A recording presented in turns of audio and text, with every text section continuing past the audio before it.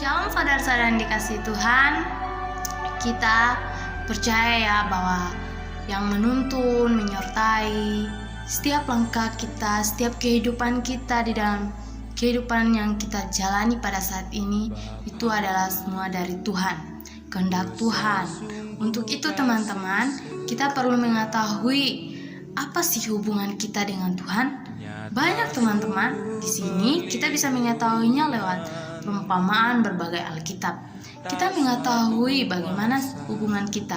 Kita ini adalah ciptaan, sedangkan Tuhan itu adalah pencipta. Dia telah menciptakan kita segambar dan serupa Tuhan. Untuk itu teman-teman, kita belajar di berbagai Alkitab. Kita mengetahui berbagai Alkitab. Kita perlu mencari kehendak Tuhan itu seperti apa. Di sini saya ingin menyampaikan tentang hubungan yang akrab dengan Tuhan.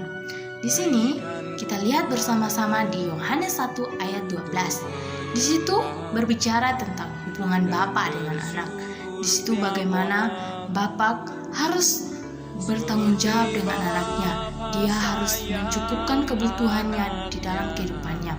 Dia harus melindungi anaknya dan dia menuntun anaknya bagaimana dia ke depannya, bagaimana dia harus menjalani kehidupannya yang benar. Di sini sama seperti Bapa kita yang di surga, yaitu Tuhan yang ada di dalam kerajaan surga. Dialah yang akan menyertai kehidupan kita. Dialah yang akan melindungi, mencukupkan kebutuhan kita. Kedua, kita bisa lihat bersama-sama di Yohanes 15 ayat 5. Di situ bagaimana hubungan pokok anggur dengan rantingnya. Selama ranting itu melekat pada pokok anggur, dia pasti akan berbuah. Demikian juga dengan kita. Kita melekat kepada Tuhan, kita pasti akan menghasilkan segala sesuatu. Kita pasti akan berbuah yang dapat dirasakan oleh orang banyak. Untuk itu teman-teman, kita harus berada di dalam lingkupan Tuhan, berada penyertaan Tuhan, berada tuntunan Tuhan. Kita perlu berada di dalam lindungan Tuhan. Untuk itu teman-teman, kita belajar tentang hubungan pokok anggur dengan rantingnya. Yang ketiga teman-teman, kita bisa lihat bersama-sama di Yohanes 10 ayat 10. Di situ jelas mengatakan bahwa hubungan domba dengan gembalanya.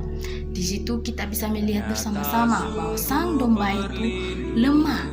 Dia membutuhkan sebuah kawanan gembala, tuntunan gembala, agar dia tidak terseret dari manipulasi serigala yang ingin menerkamnya.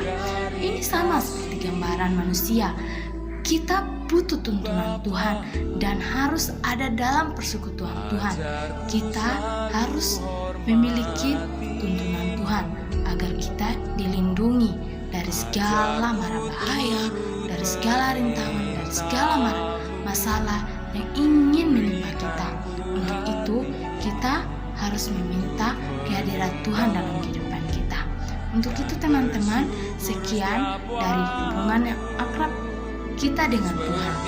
Banyak teman-teman, kita perlu belajar lebih dalam lagi bahwa kasih Tuhan di dalam kehidupan kita itu sangat besar.